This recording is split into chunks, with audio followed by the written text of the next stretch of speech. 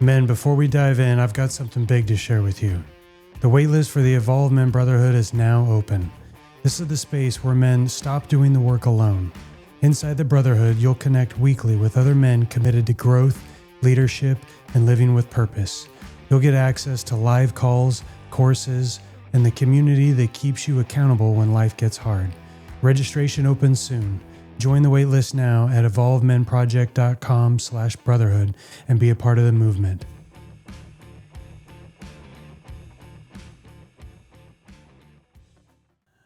Hey everyone, welcome back to the Evolved Men Podcast. I'm your host, Corey Baum. And today we're going to be talking about a topic that hits all of us, whether we talk about it or not. And that's stress. And how to find balance when life feels anything but balanced. So most of us have been taught throughout our lives to just push through, to grind, to carry the weight. But not many of us were taught how to actually slow down, how to regulate, how to rest when things start to feel overwhelming. All right, so in this episode, we're going to explore what stress actually is and how to recognize when it's building. We're going to explore how balance doesn't mean doing everything.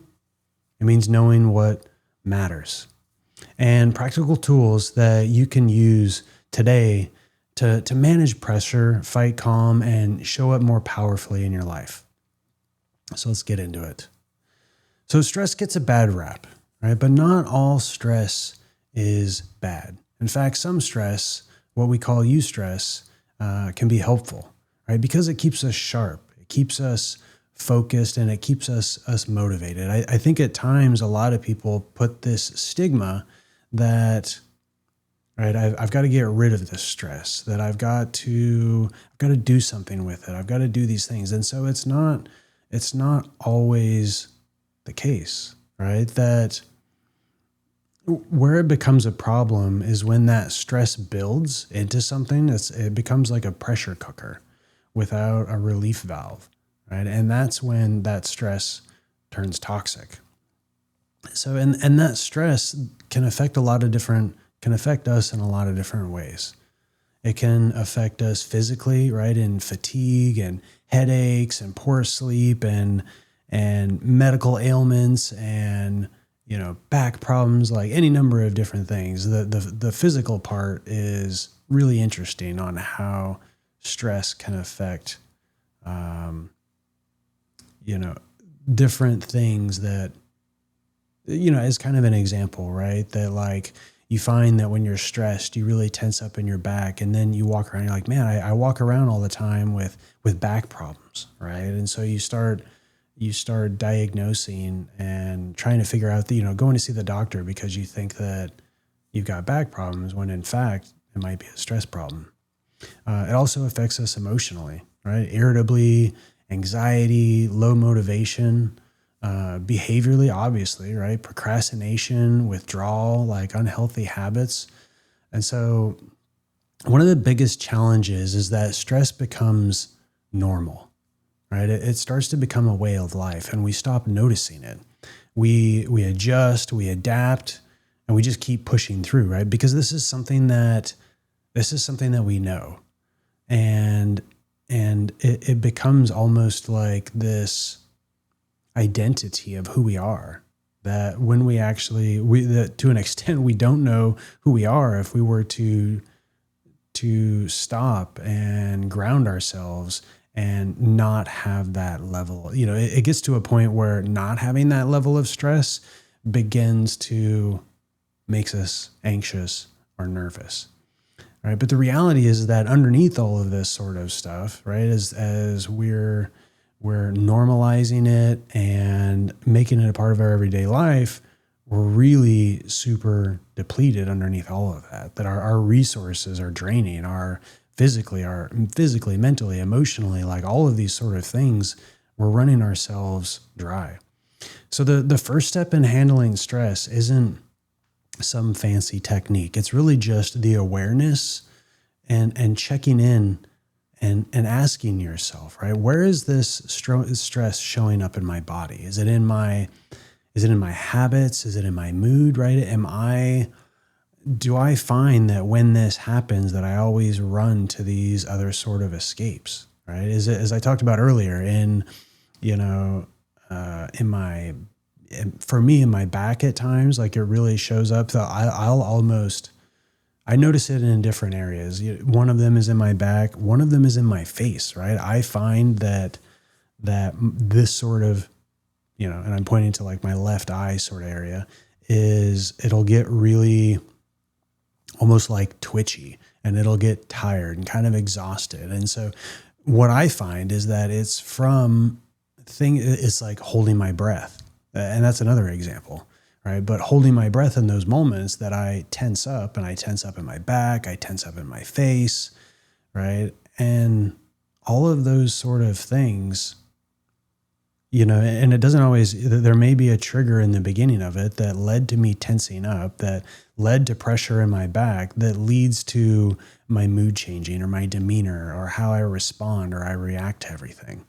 So as we talk about that, it's not just about, these 5 tools to like lower stress in your life. It's really about the awareness of it and how it shows up for you. All right. Because the how it shows up in your body and your habits and, and your mood comes generally well before the physical manifestations, right? Or some of the downstream sort of things, is that our body interprets it and expresses it in a way much sooner than some of the other things. So the idea of catching it early on is one of the best ways to do it, right? Because once you see it, once you acknowledge it and what's happening, that you can actually start working with it and reversing those effects. So let's talk a little bit about balance with this, right? Because balance doesn't mean doing everything in perfect proportion. I think that there can be this tendency when we think about stress and how do we get rid of it, and people will say like, well, you gotta manage your time better. Like you gotta let things go. You gotta do these sort of thing. And it can be this pendulum swing between I'm either like doing everything or I'm doing nothing. All right. So balance doesn't mean doing everything in perfect proportions. All right. It's not about becoming some hyper efficient productivity machine, right? That's got lists everywhere that does everything. You've figured out every minute detail of how to avoid the stress. And that's kind of, that's something that I want to highlight here, is that this isn't about avoiding stress, right? Or getting rid of stress. It's about acknowledging it and taking away from it what's necessary. It's like a movement of energy, right? If energy was to come into you, how do you acknowledge it, see that it's coming, and redirect it into something that's useful? So, but back to balance, right? Balance is about knowing what matters and giving those things your energy. It's about paying attention to the areas of life that actually fuel you, right? Your relationships, health, your growth, play, your purpose in life, your family, your kids, whatever those are, like identifying what those things are and reallocating things to focus on those, right? Because when those things get neglected is when the stress really starts to creep in, right? But when you stay connected to what it is that fills you up, you become more resilient, right? Even in the middle of that pressure, right? So I want you to take a moment here and really ask yourself, right? What are the areas of your life that feel neglected right now, right? What are those sort of things that, man, you just know every day that you wake up that, man, I just need a few more minutes to like close the loop on this, or I've really been meaning to make that phone call or spend some time with that person, right? That there's more than likely there's those sort of things that are always on the to-do list that are never getting done. What is it that you're overcommitting to, right? What sort of places are you saying yes to things that you really want to say no? that you know that, hey, there's not the time in the day in order to do this, but you're still saying yes because maybe it's just, part of that identity at this point of like who I am. I say yes to everything, regardless of whether or not I have the time. I'll figure it out. And what would more balance look like for you, right? What if you were to set some of these things down, if you were to say no to things, if you were to spend more time with the things that matter, what would that look like for you, right? Would it be you spending more time with your family? Would it be you getting up at 5 a.m. to get a workout in, right? Or, taking time in the afternoon to go for a walk?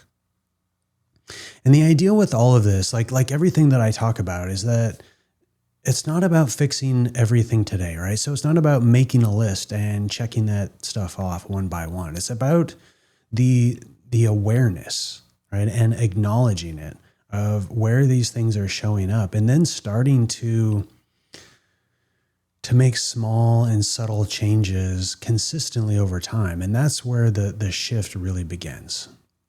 So for most of my life, personally for me, I've been really good at functioning under stress. And as I talk about, it's been something that has been almost a part of my identity, that for a long time, I had no idea. It was almost scary to think about saying no to some of these things, right? Because I could handle a lot, right? I could carry things that most people would buckle under. And those are the sort of things that at times I was proud of. I wore it like a badge of honor, right? Just how much that I could shoulder and I could carry and keep this persona, this mask that it wasn't affecting me. And I think at times there's a part of this that we don't know what we don't know, right? And so as I look back over different periods of my life, that I've had different physical things that were going on with me, or just the energy throughout my house and my kids and my relationships, that it all really, I can handle it. Yeah, I can do it. But I'm also, it's kind of like pouring from a cup that has a hole in the bottom of it, right? Like it's going to continue to leak. I'm always negative. I'm always behind if I'm not more thoughtful about incorporating more balance into my life. So, but with that, right, that along the way, what I didn't realize was that I was normalizing this dysfunctional pattern. I was surviving, but I was surviving, but I wasn't thriving, right? When I talk about that cup, it was really just that I was more focused about putting things into the cup, right? Or making, to an extent, I guess, like that, making sure that more things ended up in the cup, and not necessarily worried about plugging those other holes, right? So how am I going to get to a point, if I think about that in a sense of like a water bottle, how am I ever going to get to fill that sort of thing up if I don't stop?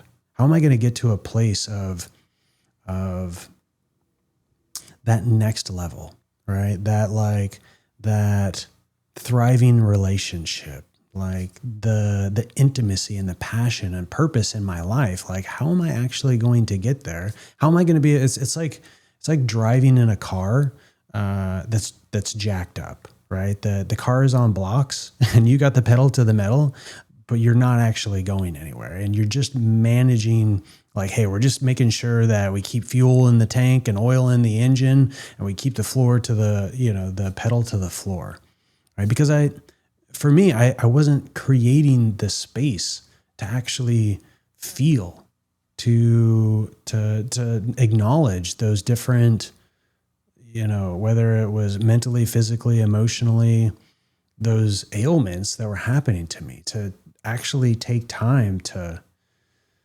stop and to breathe and to recharge.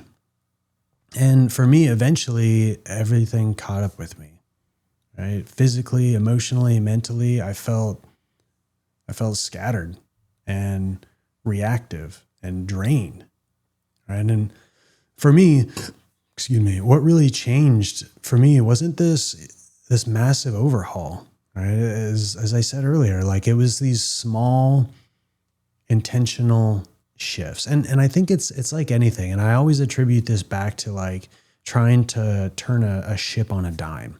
All right. We're not going to take something that's been full steam ahead for so long and expect to turn it around and flip it on its head overnight. I mean, you try to do some stuff like that. Like there's going to be cargo containers going off the side of the ship, like all kinds of, the kitchen on the ship and everybody's going to freak out because it's just not meant to turn that quickly. And so it's not sustainable.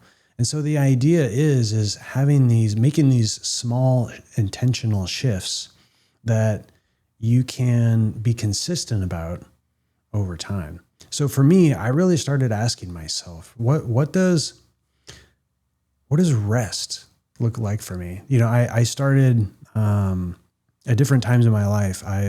Fitness and has been a really important part of my life. And I had to like continue dialing this back to really put a focus on that it wasn't so much. And I think this is maybe a good analogy, that it's not so much about the workout, the strain, that your body actually develops the muscle, right? Or repairs itself, that the actual growth happens during rest, right? So while you're sleeping at night is when the muscles rebuild and develop. And so really readdressing or inspecting my relationship with what rest looked like and rewriting that it wasn't such a bad thing, right? That's when all of the amazing things that I was doing, that's when I would start to embody them. So another thing I did is I really started inspecting and digging deep into where I was spending energy on things that didn't matter, right? I was either running around in circles, fixing problems that weren't really problems, and I think even to an extent at times, like I was making problems that didn't need to be problems, that I was solving issues for things, or I was plugging holes that there wasn't one. And all of that takes cycles, right? Because maybe I have an expectation of the way that things should be, that I would be out there doing that sort of work when the road didn't need to be patched. So it's almost like, a pothole in the road. It's like going out, driving around looking for potholes in roads. And I'm purposely looking for ones that are the furthest away from the city that nobody ever drives down. And I call the cavalry out to like, hey, it's the most important thing for us to plug this pothole. When in reality, like the shit doesn't matter. Nobody is ever out there. And when they do, they drive around it like nobody cares. And so really being cognizant of where I spent my energy, and we go back to like what it is that matters to us in our life, right? My health and my fitness and my family, right? And my purpose and my mission. And if it's not one of those sort of things, like really inspecting whether or not it's that important. And also in order for that to happen, what is it that needs to come off of my plate, right? Even if at times it looks important at first glance, because I think a lot of times, something will come in and you'll think that like, oh, hey, this has got to be addressed right now. It's super important. When in reality, it's not going to be the end of the world. And so for me, that's when balance really stopped being this idea and it started becoming a practice, right? It was becoming something that I embodied and I included in everyday life. And really going back to the fitness analogy, that it was in the rest that I was able to be more productive, that I would be able to grow more, that I was able to support people, both myself and others more efficiently, effective, and so on. So let's talk a little bit about some of the tools in order to manage stress. So for me, some of the most effective stress management practices that I've seen, both in my life and with the clients that I work with, first of all, as we talked about earlier, is awareness, and really naming your triggers is the first one, because awareness is the power. You can walk around. It's like that cup analogy that I talked about, that you can keep pouring into that cup, but if you don't realize that there's a hole at the bottom of it, that you can never move forward, right? And so really starting to ask yourself what situations, what people or thoughts are consistently spiking your stress level, right? And so acknowledging, what are your triggers? What are the things that spike your stress and get you to that point? Number 2 is breathing before reacting, taking one deep breath.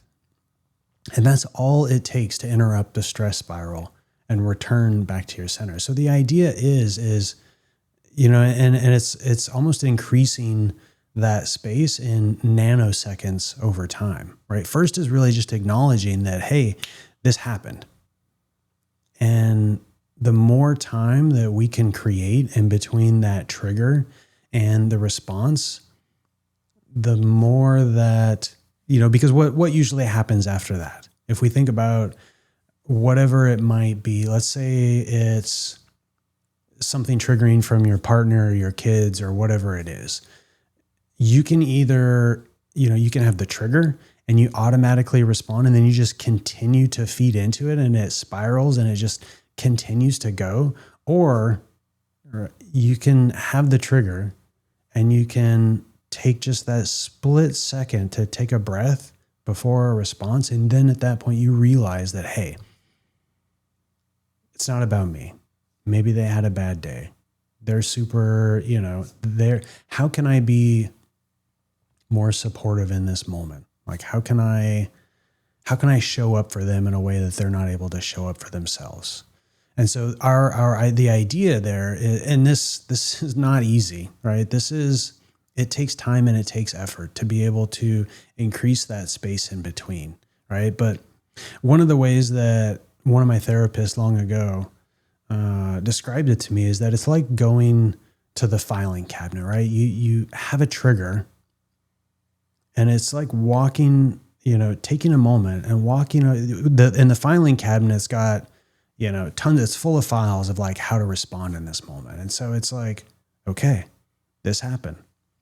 Walking over to the filing cabinet and rifling through it. Yep, okay, looking for it. Pulling one out and being like, no, I don't think that's a good one. Putting that one back, rifling through it, going through, and then, yep, this is a good one. And then coming back. And I get it. Like, that doesn't happen on day one, right? But realizing that there is that moment of space in between there. And the more that you can lengthen that, the more that over time, things will shift for you. So the third thing is moving your body. And I'm not talking about just fitness, right? But movement releases tension, right? And shifts your mental state. So maybe in those sort of movements, it's getting up and walking around the room, going for a walk outside. It's even just like shaking things out, moving your legs, right? And kind of like getting the blood flowing. Because in those times where we've had a trigger, right, and we're holding our breath, that movement will trigger us to take a breath, right? That you remember in that moment, like, okay, I'm moving, take a breath, and, along with your pause and whatnot.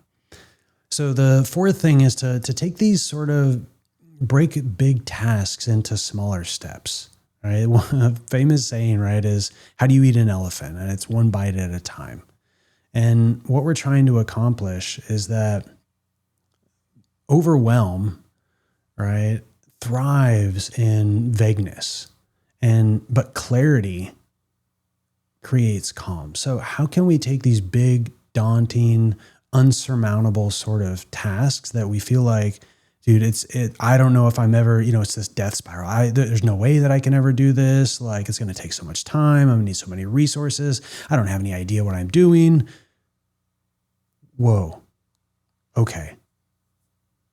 What's the first step that I can, what's the next right step that I can take? One step at a time, right? And lining those out creates calmness. So the fifth and last thing is scheduling in white space into your day. And that even if it's 10 minutes to go for a walk, to journal, to meditate, or just sit in silence to reset your nervous system. From the time that we get up in the morning, I personally, I'm up at 5 a.m. most days. I'm in the cold plunge, off to a workout. And from that time in the morning, if I didn't write, time into my day, if I didn't create white space in my calendar, I would just drive to the end of it to where I basically collapsed into my bed at night. And so just like we have to be intentional about getting things done throughout the day, we schedule our doctors, right? We schedule different appointments. We have to be intentional about scheduling time for rest and recovery. Right? And again, kind of going back to that, it's it's like a battery. And if I completely just deplete it all day long and I don't ever take a break, it's going to run out of juice. And at some point, it's going to run past capacity where it's not going to be able to be charged again. So being intentional to create time in your day to sit and be still and to reset your nervous system. And so as you can see, guys, that these aren't like fancy hacks, right? This isn't like turn around on your head, press the green button 3 times and then all your stress will be wiped away. That these are really tools for emotional regulation and self-respect. And so sometimes the best stressed tool isn't avoiding it. It's actually reframing it in such a way, because the same thing that we look at from a perspective of like, oh man, this is really overwhelming, it's insurmountable, how am I going to be able to do it? If we actually painted that with a different picture, then it wouldn't be so overwhelming, right? Stress often shows up in moments that we're stretching ourselves, when we're learning, when we're growing, we're expanding. And while, I get it, while the discomfort isn't fun, it's often a sign that we're in the arena, right? We're doing the work. And so, kind of like I said earlier, not all stress is bad, that it's a signal that we're doing things, we're making progress, we're working out, right? If you think of stress to an extent as well of the result of working out. Yeah, our muscles are sore. Yeah, because we're growth. We're making progress. We're doing things. We're in the fire. We're in the forge. And as a result of that, there's a level of stress that comes along with it. So in those moments, taking an opportunity to ask ourselves, okay, there's this moment, there's this level of stress that I'm feeling. What is the opportunity in this pressure right now? Right? Because as we go back to it, stress is really a signal of something that's going on. And so what is the opportunity in this pressure right now? What is this stress pointing me toward? Right? What is it showing me? What is it telling me? Right? And what support do I need so that I don't carry this alone? Right? A lot of times we all have this expectation that we've got to carry these sort of things on our shoulders alone. But feeling it and acknowledging it is something that we can say hey, it's here. Could you take a part of this for me, right? Could you help support me in this, that you don't have to be alone in it? And, I just want to say that reframing doesn't mean minimizing, right? To putting lipstick on a pig, to make it something that it's not. Reframing means seeing stress as something to move through, not just as something to get rid of, right? And so if we're to get back to balance, right, as a part of that, balance isn't something that you find once. And so kind of just like stress, right, in the sense of not getting rid of it, balance isn't something that you just find once and you're like, okay, I got balance. Like, there we are, we're done, right? That you hold on to forever. It's really this rhythm that you return to. And at times I see it as like a pendulum oscillating between two different sides. And in the beginning, right, it's going from one extreme, one side of the pendulum all the way to the other side of the pendulum. And there's a huge swing into it.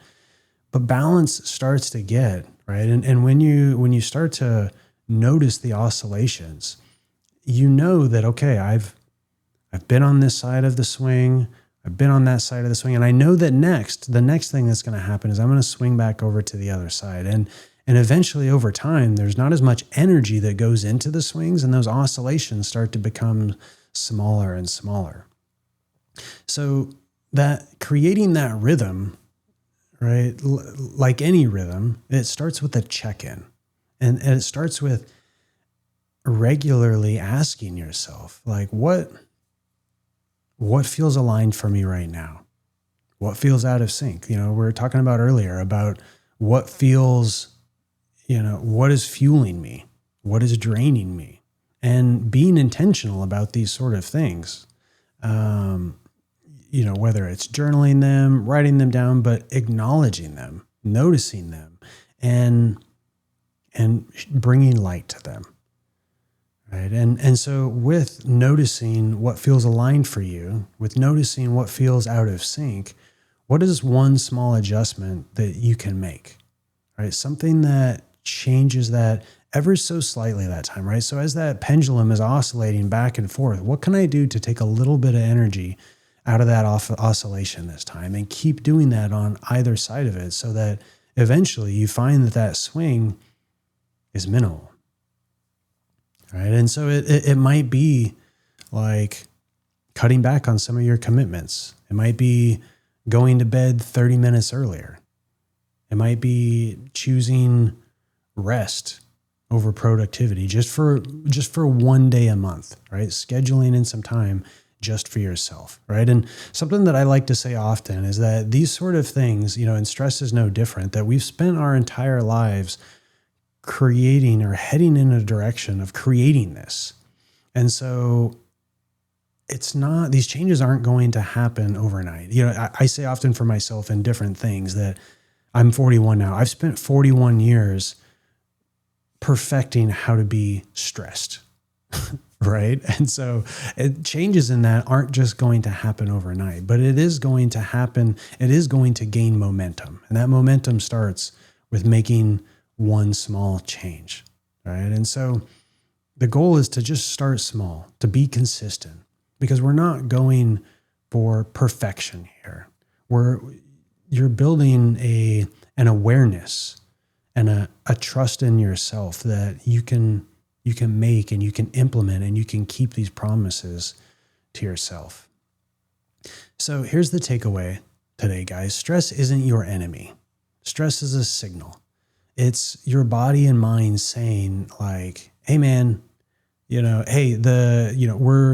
kind of like lights on a dash. We're running low on oil here. There's something's going on that needs your attention, that you need to take a look at. And with that, balance isn't about controlling everything. It's about honoring what you need and giving yourself permission to live in alignment with that. Right? You don't have to earn rest, right? You don't have to work your face to the, work yourself to the bone sort of thing in order to be able to rest, to feel that it's okay to rest. You don't have to justify slowing down. Right? You're allowed to be a strong man and a grounded one, a provider and someone who protects his peace. Right? It's not one or the other. It can be both. All right, man. Thanks for listening today. And if this episode helped you rethink your relationship with stress or reminded you to check in with yourself, do something about it. Take one step today, not 10, just one. And if you want support navigating the pressure, building sustainable habits, and living from a place of strength and balance, That's what I do. So reach out. Until next time, protect your peace, honor your limits, and keep evolving. Hey, before you go, this podcast is just the surface. The real work happens inside the Evolved Men Brotherhood. This is our private community of men committed to leading themselves boldly, building confidence, and sharpening one another in the fire. Registration officially opens December 1st, and we kick off our Brotherhood calls together beginning in January 2026. But you can get on the list today and be the first to claim your spot. If you're tired of going at life alone and you're ready for true accountability, support, and connection with men who get it, head to evolvemenproject.com/brotherhood. Don't just listen, step into the brotherhood. I'll see you inside.